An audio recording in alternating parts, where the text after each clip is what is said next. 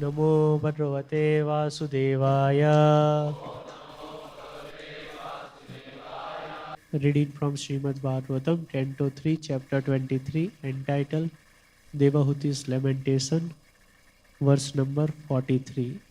Pretsayitva bhuvodrolam patne yavan swasamstaya bahavascharya mahayogi swasramaya nyavartata. Translation and purport by His Divine Grace A.C. Bhaktivedanta Swami Srila Prabhupada. After showing his wife the globe of the universe and its different arrangements, full of many wonders, the great Yogi Tardama Muni returned to his own hermitage. Purport by His Divine Grace A.C. Bhaktivedanta Swami Srila Prabhupada.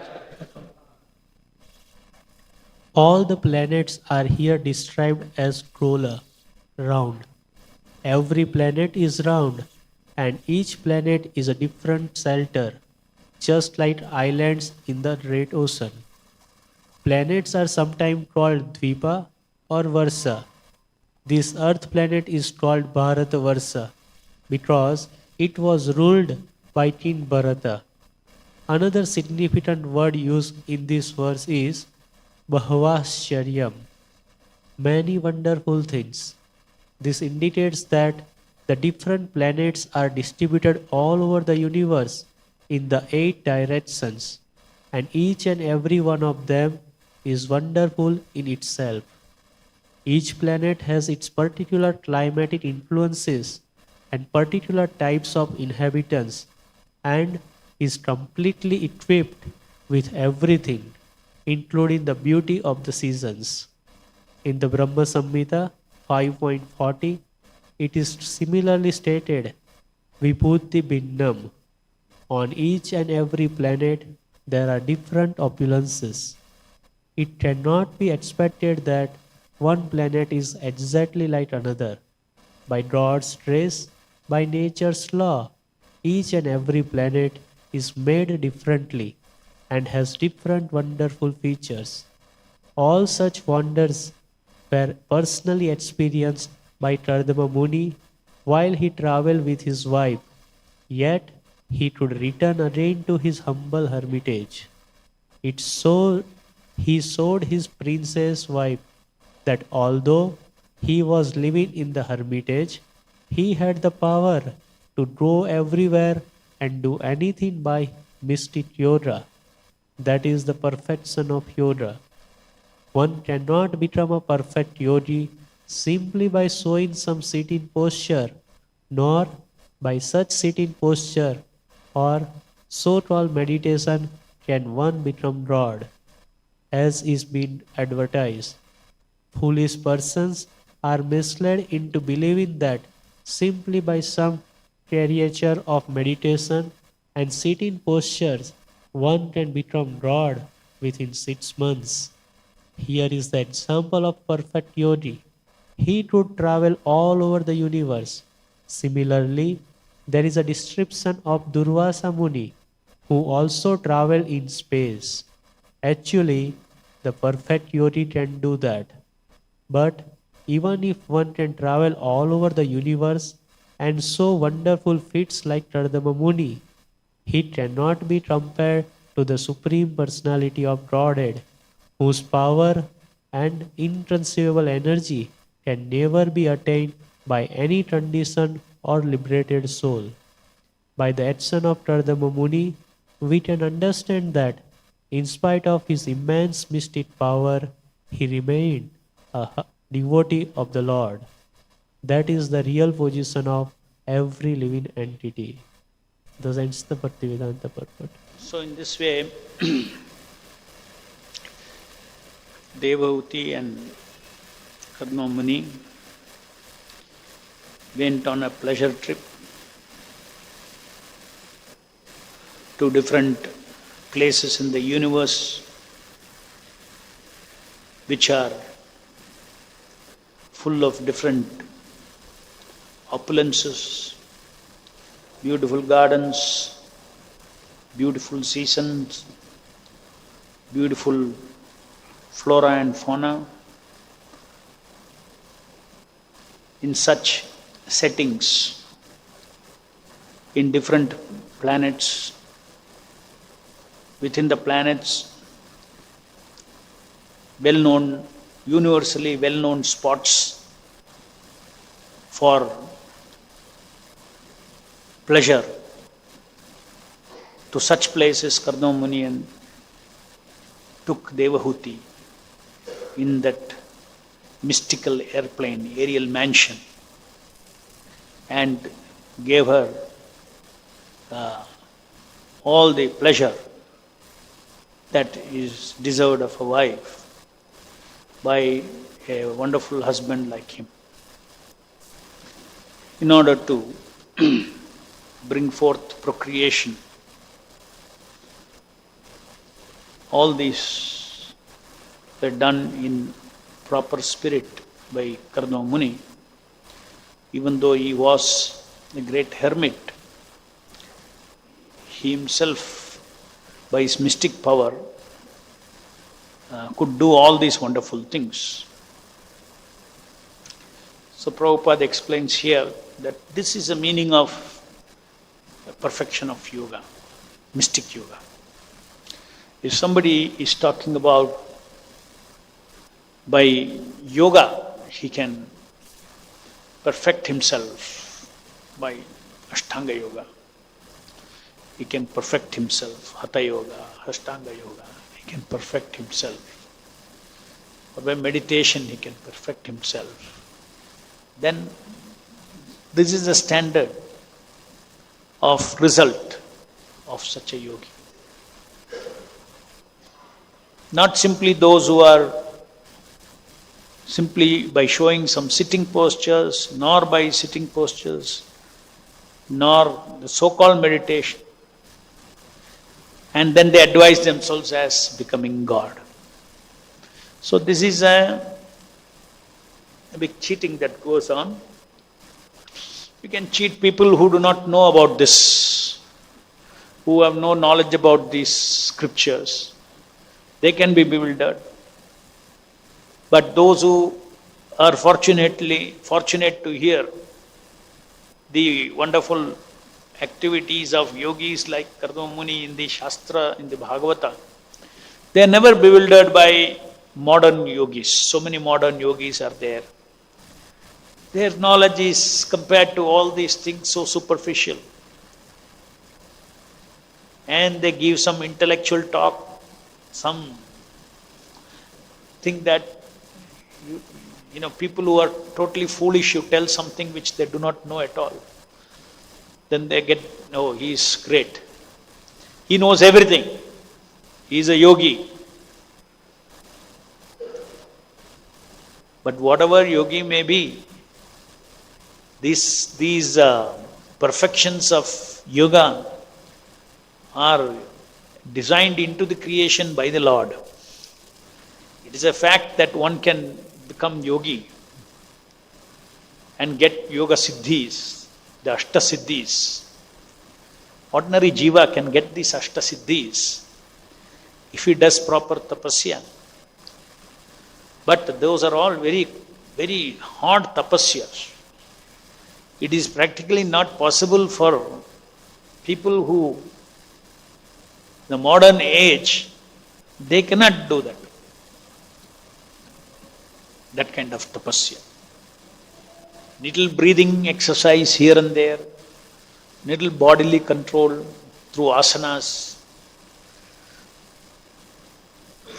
doesn't mean anything. It is like kindergarten of yoga. So if you see so-called modern yogis, or even jnanis of modern jnanis, they are in the kindergarten of the yogas that is described in our scriptures. See the power of a yogi, what all he could do. He could create a mansion in the air, could travel all over, could create 1,000 maid servants for his wife, right? And then at his wish, his mansion would move anywhere.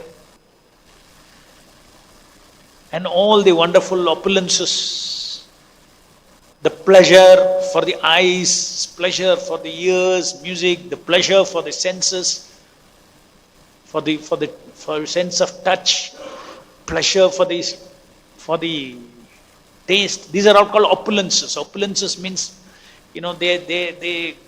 they please all your senses. So these are all the things that are given to a yogi if he wants it in service of the Lord. So of course, in this particular age, Kali Yuga, Vaishnavas don't desire this kind of services, because the main service is chanting Hare Krishna Mahamantra. Any mystic power in connection with increasing the people to chant Hare Krishna Mahamantra, we don't mind. That mystic power is called Vak Shakti. Tell somebody, chant Hare Krishna, he will chant. So, like Prabhupada had that Shakti, he went and told everybody, chant Hare Krishna. Everybody chanted Hare Krishna. They never knew philosophy of Krishna consciousness. They didn't know who is Krishna, what is Krishna. Chant Hare Krishna, he said. They chanted Hare Krishna. And then everything changed for them. Because when he said chant Hare Krishna, they were actually touching God. And they became purified. So hearing all these things in Srimad Bhagavatam, you see how wonderful is the Lord's creation. Even the temporary creation is so wonderful. We don't need any proof, even that these planets are all created for people with senses. In other words, these are not created for some impersonal thing. The entire existence is vibrating with personalism. Vibrating everywhere, everybody, the entire universe is running because of persons.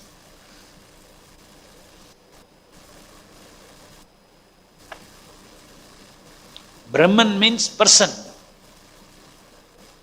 personality, person.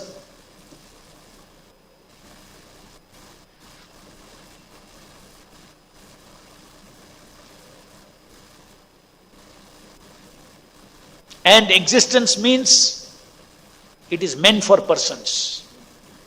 Whether it is spiritual existence or material existence, it is meant for,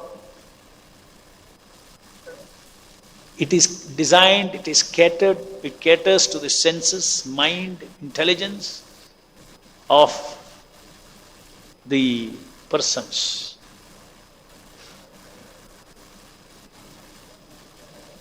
In the material world, this personality or this person, Brahman means person.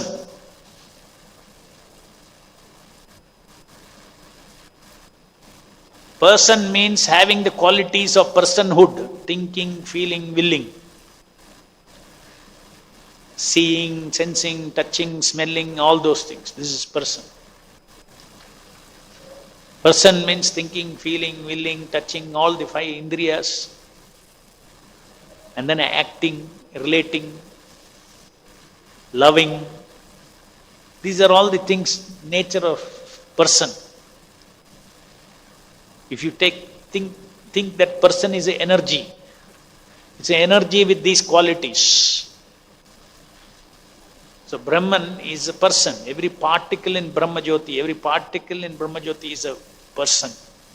But in Brahmajyoti, there is no question of development of our senses. So you come into the material world, all our inherent potency, our faculties to touch, smell, taste, think, feel, everything is manifest through this material creation.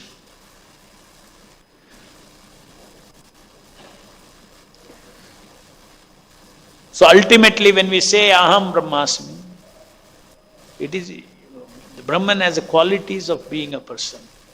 But that quality of being a person, the first faculty of being a person is his ability to identify with something, to create an identity.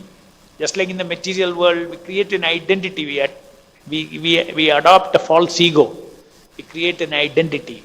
When you create an identity, from the identity you create a personality. Where all these things are coming from, identity and personality. It is coming from Brahman. But it is completely influenced by the three modes of material nature, which is the material nature. Material energy is an influencer of our thinking, feeling and willing. Material nature itself does not have thinking, feeling and willing. Material nature itself does not have any of these sense of touch, smell, taste, none of these things. Because the super soul enters this body, therefore we have a sense of touch and smell and all those things. Otherwise matter does not have these qualities. Matter does not have sense of touch, sense of smell, taste. Why we are feeling? Matter actually does not have the sense of ego also. It is only the Paramatma who is seated in each one of us gives us the facility to be in bodily concept. We cannot be in bodily concept on your own. That bodily concept, when I am this body, that normal thinking is coming again by the Paramatma. So, Prabhupada explains in this purport, beautiful planets are created. Each and every planet is made differently and has got wonderful features. And these things are the glory of the Lord, His opulence.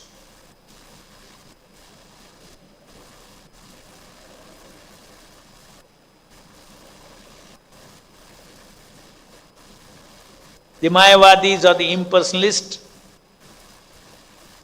in one sweep they say this is all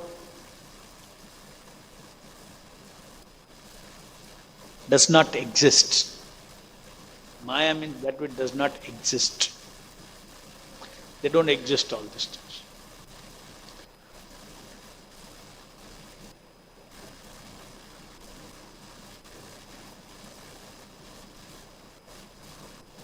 Whatever gymnastics one may do in yoga, generally this is made to believe, people are made to believe that when you become a Pakka yogi, just like you all know the story of a big sadhu, he touched his disciple's head and the room vanished, sky vanished, everything vanished, everything became Nirguna Brahman. This is all imagination. It doesn't become unless one gets liberated and comes out of the material energy, then he can experience Nirguna Brahman.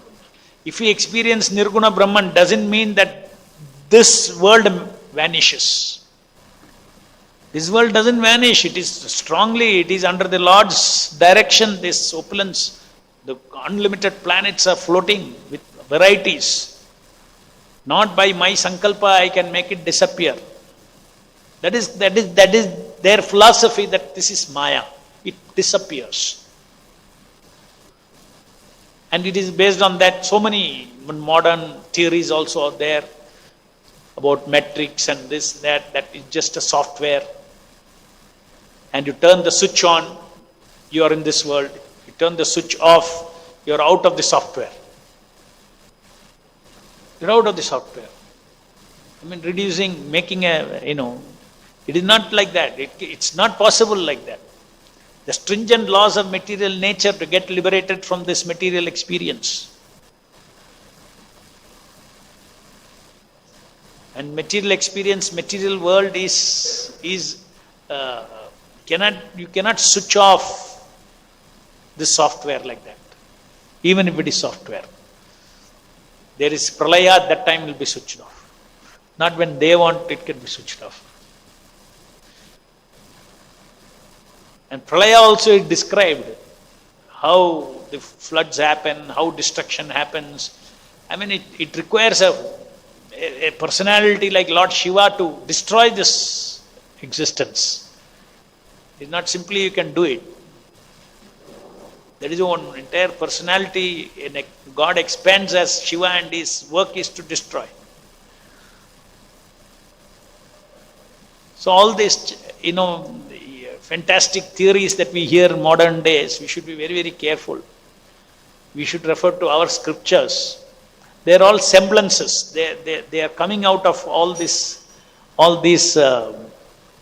because in reality, there is some connection with all these things.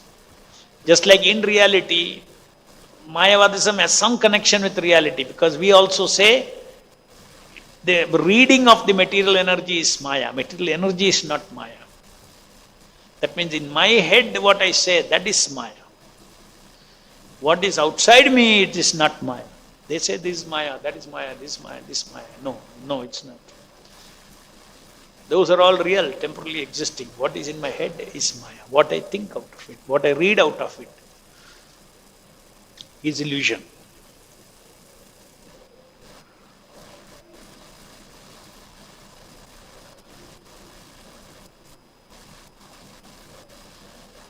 The universe is unlimited. Even materially people are bewildered. Scientists are bewildered. Look at the cosmos. This is the unlimited opulence of the Lord. So simply we have to look at the universe, glorify the Lord. Look at the variegatedness, glorify the Lord. When you look at these things, when we hear these things, we understand how powerless we are, how tiny we are. We simply have to worship the Supreme Lord, the glorious Lord, the unlimited Lord. Our position is to worship Him. Our position is as His servant. That is what results when you hear Srimad Bhagavatam, when you hear all these wonderful things. You realize that you cannot comprehend the unlimited plan of the Lord in bringing forth this creation. The details cannot be. Overall we understand, but the details, so many things He has put in place. Unlimitedly intelligent personality God is. And His mystic power, as Prabhupada is saying, these are all yogis doing, but what is Krishna's mystic power? See, here he says, even if one can travel all over the universe and show wonderful feats like Kardamuni, he cannot be compared to Supreme Personality of Godhead, whose power and inconceivable energy can never be attained by any conditioned and liberated soul. In other words, Lord also enjoys power. Lord is a person who enjoys power. Because the Lord enjoys, therefore the living entity also enjoys power. His power to move around, go here, create an aerial mansion, this, that. That is called power rasa. I think we are all very familiar with that in the material world, power rasa. So Lord also enjoys power rasa. That is why it is there in us also.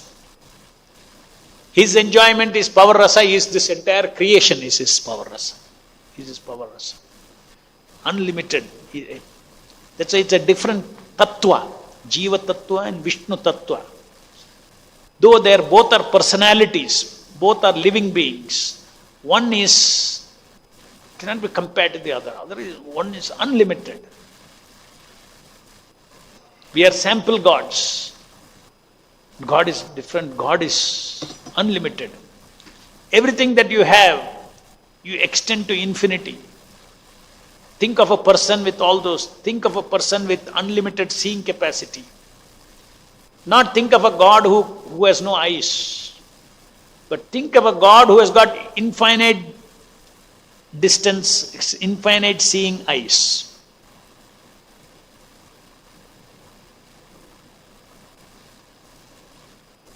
Think of a God not without form. Think of a God whose form is never restricted. You can just change forms like this. Just like Krishna is taking so many deity forms like this. You want to install one more deity, so one more form.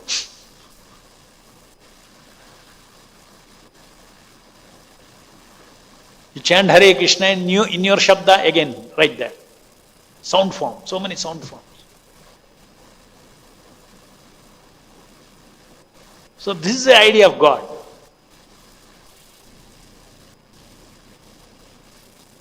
Then you can feel. Because we know what is seeing capacity.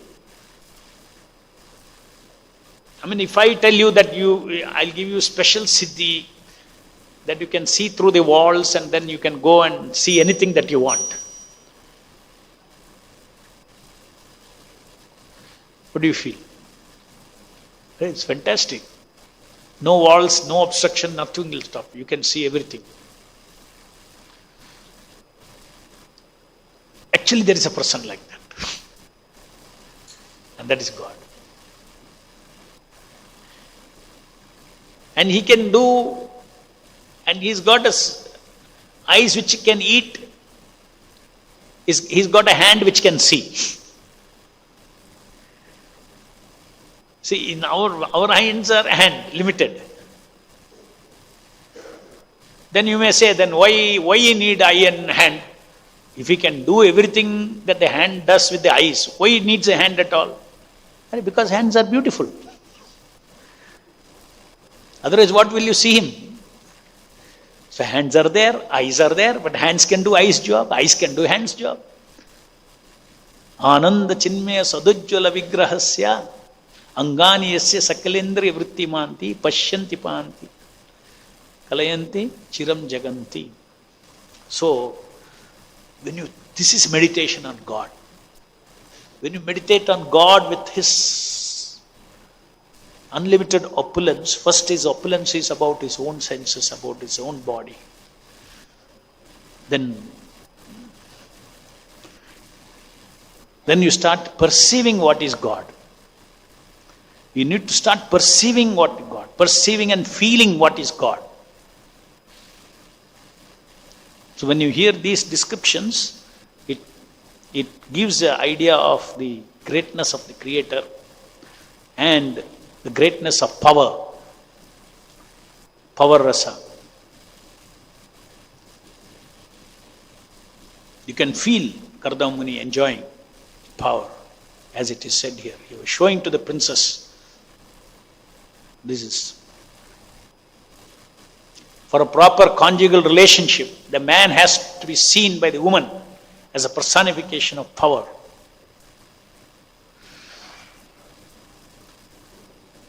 And for proper conjugal relationship, man has to see the woman as a personification of love and beauty.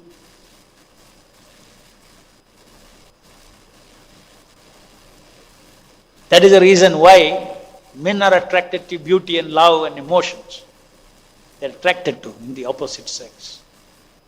And women are attracted to power, intelligence, all these kind of things in men. If you're a man, you think everybody is attracted like how you are attracted. No. The other gender is exactly there. As much as you feel attracted towards beauty, the same way they spontaneously feel attracted towards power, six-pack, all these things, they're attracted. Just like you are attracted with certain things. Exactly. It's a different. The creation is, set things like that.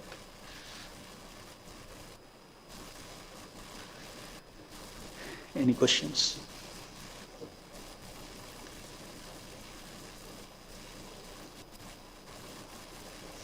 Hare Krishna, Prabhu. Prabhu, in one of your previous lecture, you told that among the Sat, Chit and Ananda, Sat is power rasa. So I want to understand how it is mapped like that. Yeah. Sat means existence. Sat means existence. what exists? Whatever exists is energy, energetic source, the source of energy and energy. That's all exists. Isn't it? God and his unlimited energies. So existence, Sat means God and his unlimited energies. Right? When these energies are handled by the living entity, that is called power. If I have money energy with me, if I am able to handle money energy, I call it as money power. Money is an energy, first of all. It can be in my hand, it will be my power. If it is in your hand, it will be your power. You understand? So it is all connected to existence. What are the other things? There are only three things: existence, knowledge, and rasa. Experience. Existence, knowledge, and pleasure experience. Only three things. Right? So, existence is the reality. Reality. So, when the reality is, you move reality the way you want, you call it as power. So, movement of reality, movement of existence is called power. Let's say somebody has got yoga siddhi, I can do this, I can do this. You'll see it's all connected to manipulating existence. Manipulating existence, becoming smaller than the smallest, bigger than the biggest, picking up anything from anywhere, creating what he desires, is all connected to existence. So Sat is about power. And therefore, our willing capacity is connected to Sat. Willing. What do you do by willing? You move matter by willing. I am willing to lift this kartal. I am exercising my Sat.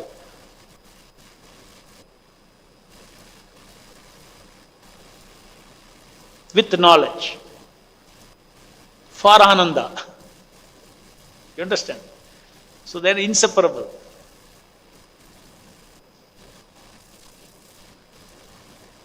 Any other question?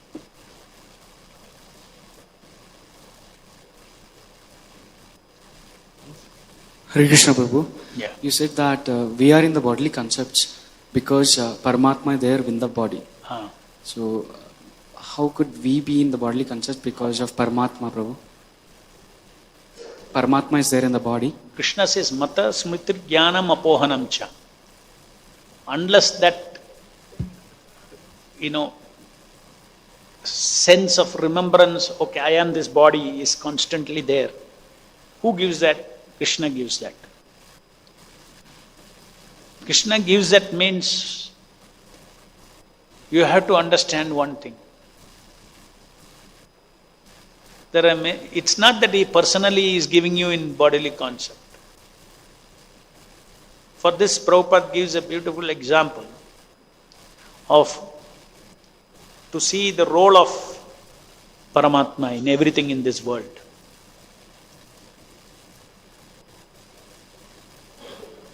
Just like everything in the forest is growing because of rain.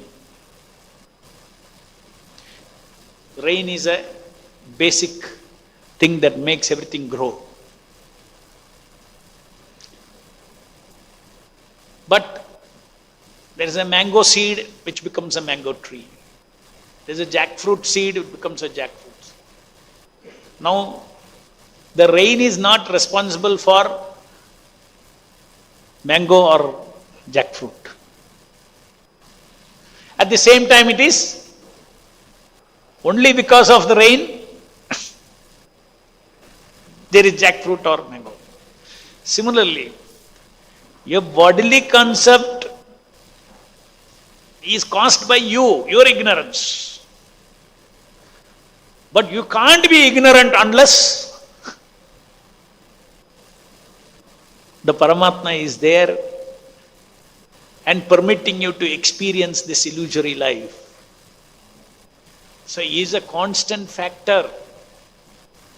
Entire material world, everybody in bodily concept, other spirit, how can it touch with matter? How can it even perceive matter? It cannot perceive matter also.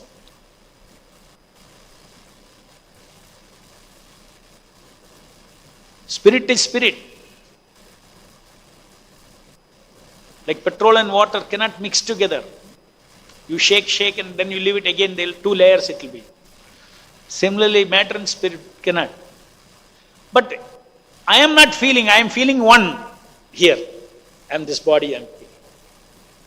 How you are feeling I am this body? Because in reality you are not the body. This is a Lord's creation, His scheme of things. That if you want to be in bodily concept, it is possible. I will permit it. You want to be in false material bodily concept you want to be? Yes, I will permit it. Now I don't want to be in bodily concept of life. Yes, I am seated in your heart. I will give you remembrance that you are not this body. So your choice to be a mango tree or a jackfruit tree. Rain is continuously falling. You can utilize the rain. That is why it is said, without the Lord's mercy or without His sanction, nothing can operate in this material world. He is in the background of everything. Jai Grandharaj Srimad Bhagavatam ki jai, Jagat Guru Srila Prabhupada ki jai.